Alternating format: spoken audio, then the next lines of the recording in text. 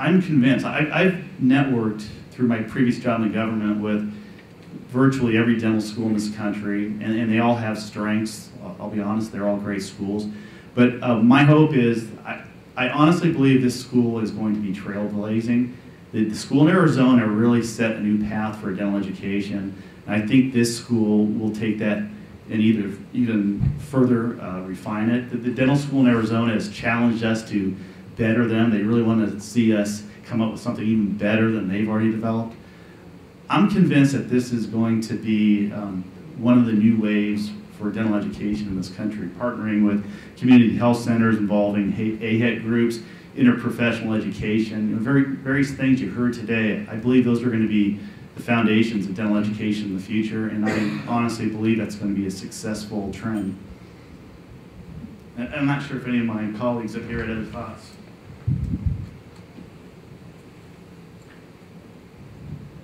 I just wanted to add, which is I'm Cheryl White with Single Health Network, and I have always said, because my background before healthcare was education, and education and healthcare have to go hand in hand.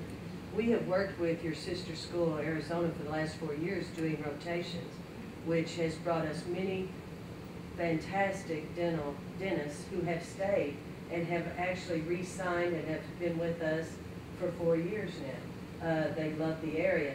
But I have always said we have to start with the education for the state, so I'm very excited about Kirksville, but I'm very excited at what AHEC does because of the fact that it challenges students at a very early age to think about medicine, to think about dentistry, and then we all benefit from it because they're going to stay here and be our providers. You were talking earlier, Mr. French, about the starting out young. My daughter was in the 6th grade, and AHEC came and did a presentation talking about the ACES program. And she is now in her 2nd year residency as a general surgeon. And she's going to stay in Missouri. And that's the thing, is that we provide a lot of education here in Missouri, and then they filter out and leave the state. But if we foster the care here, the education here, it builds loyalty, it strengthens, they become part of the community. And we now have 6 Arizona dental students who are now working for us and buying homes in Missouri and working at community health centers. So having education and healthcare together is a win-win for our state and actually for our nation too. My question is in relation to dental students who we want to stay in Missouri and in those concentrated urban areas that have the most need for population health and awareness and intervention.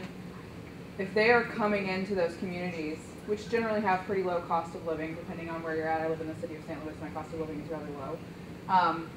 With $220,000 worth of student loans to repay, and the economic and governmental funding climate the way that it is, and it's going to be in the next 3 years, which is still kind of a roller coaster. Is there going to be resources and education for them on how to map out the economics of providing care to underserved populations who have low to no income and may or may not be on Medicaid? You can only provide services to so many Medicaid clients. What about clients who don't have insurance at all, who can't pay anything? They have to be educated to supplement that, and that's its own challenge. This is that funding dynamic. So if they're having a private practice and they're not associated with the CHC, how is that going to be? Is there education available to them in those last years that's going to support their success?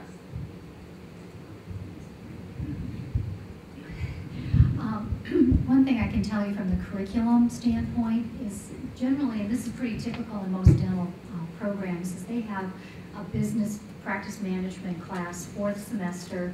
They get together, they talk about how to run a business and that sort of thing.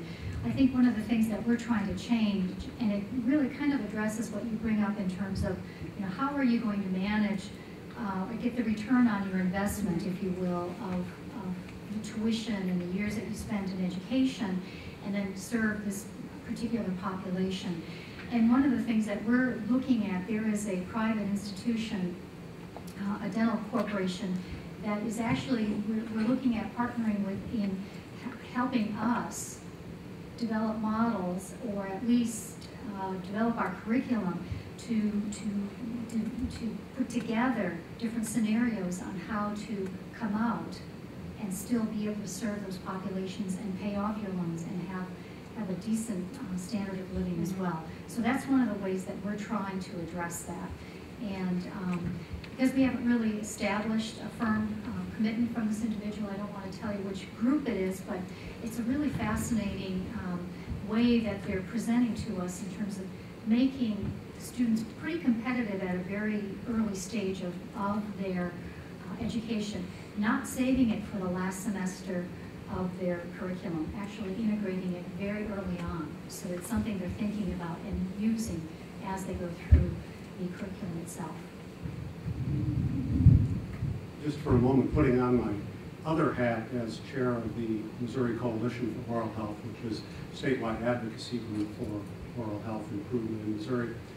A couple of things that strike me is, number one, we have had in the past a loan repayment program, or a forgivable loan program in Missouri called CREMO, which has pretty much bitten the dust, if you will, at least in my opinion at this point.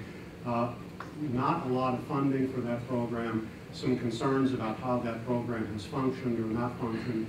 We need to be looking from an advocacy viewpoint at how we build incentives, how the state builds incentives if we truly want to have, whether it's medicine or dentistry or other health professions, serving the underserved. So that's an area that I think we have a lot of work to do, and all of us have a piece of that particular thing to play. But the second thing, I think it strikes me in my experience with the Oral Health Coalition, there are providers out there, private providers, who are doing a high percentage of both Medicaid and uninsured, who are making decent livings. They have figured out ways to do that. And it seems to me that we may well, if we think about it, have ways in which students can learn from those providers how they've been able to do it.